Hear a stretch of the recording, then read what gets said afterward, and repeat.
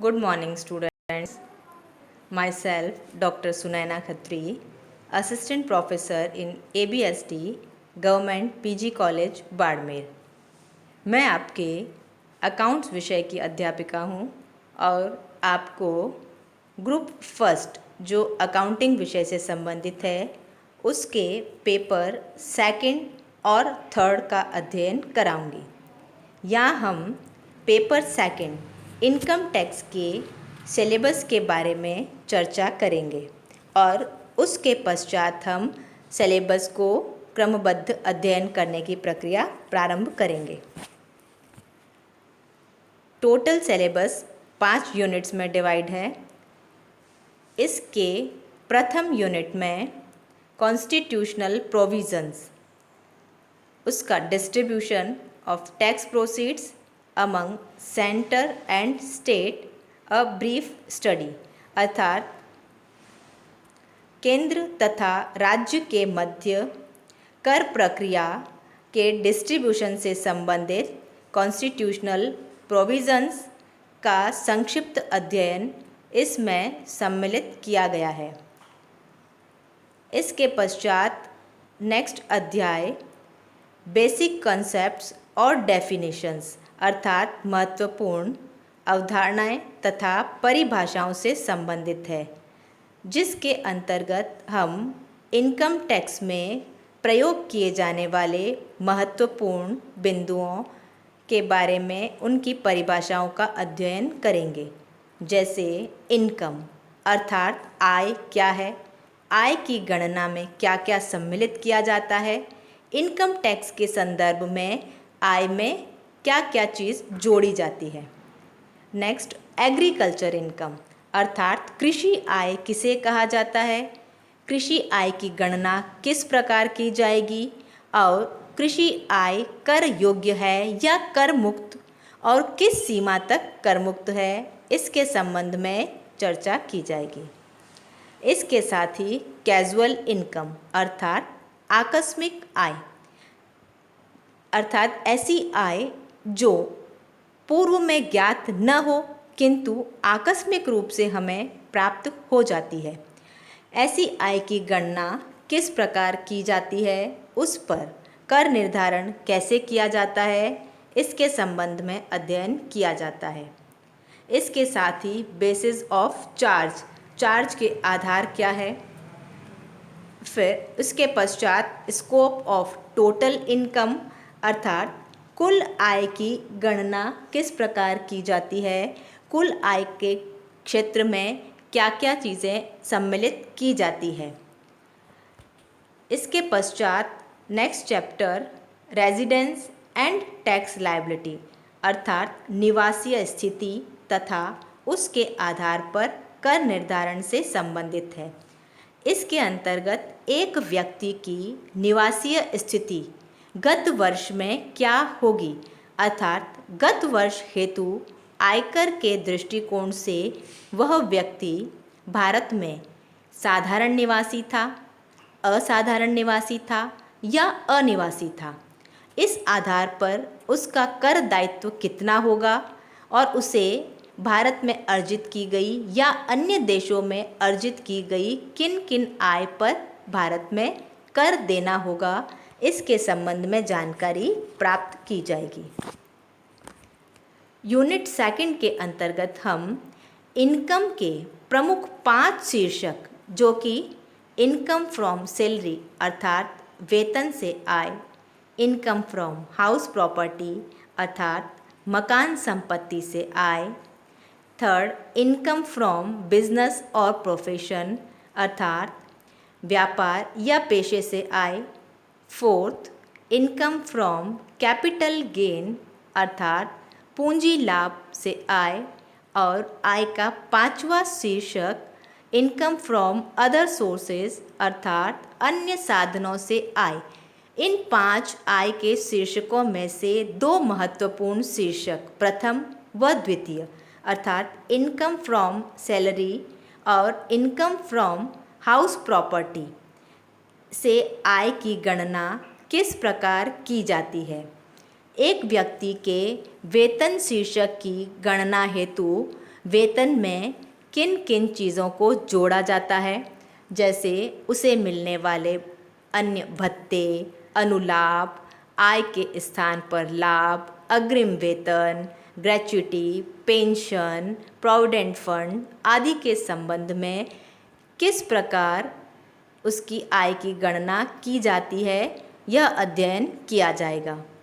तथा income from house property में एक व्यक्ति की मकान संपत्ति से होने वाली आय की गणना सम्मिलित की जाती है, अर्थात उसका मकान स्वयं के रहने के लिए प्रयोग में किया जाता है या किराए के रूप में उठाया गया है या वर्ष के कुछ महीनों में किराए पर दिया गया है और कुछ महीनों के लिए स्वयं के रहने हेतु प्रयोग किया गया है या कुछ समय खाली पड़ा है, तो उसका आयकर के दृष्टिकोण से मूल्यांकन किस प्रकार किया जाएगा, ये सेकंड यूनिट में सम्मिलित किया गया है।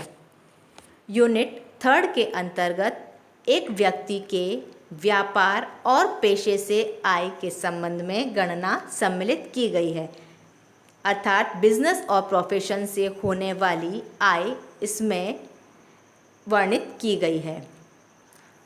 बिजनेस लीगल हो सकता है या इलीगल हो सकता है। किसी भी प्रकार के बिजनेस से होने वाली आय इनकम टैक्स के अंतर्गत इस हेड में सम्मिलित की जाती है। यहाँ तक कि सट्टे के व्यापार से होने वाले लाभ भी आयकर के दृष्टिकोण से आय के तृतीय शीर्षक में सम्मिलित किए जाते हैं। इसके अतिरिक्त डेप्रिसिएशन अर्थात मूल्यह्रास की गणना किस प्रकार की जाएगी, इसके संबंध में अध्ययन भी यूनिट थर्ड के अंतर्गत आएगा। आय का चतुर्थ शीर्षक कैपिटल गेन अर्थात पूंजी लाभ।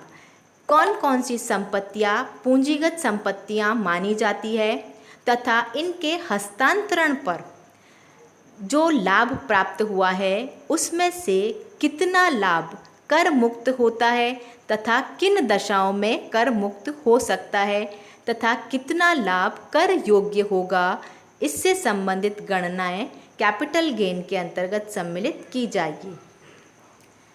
इसके पश्चात इनकम फ्रॉम अदर सोर्सेज अर्थात आय के इन 4 शीर्षकों में से यदि किसी भी शीर्षक के अंतर्गत आय सम्मिलित नहीं की जा सकती है तो वह इनकम फ्रॉम अदर सोर्सेज के अंतर्गत आती है, जैसे लाभांश से आय, एमएलए की आय।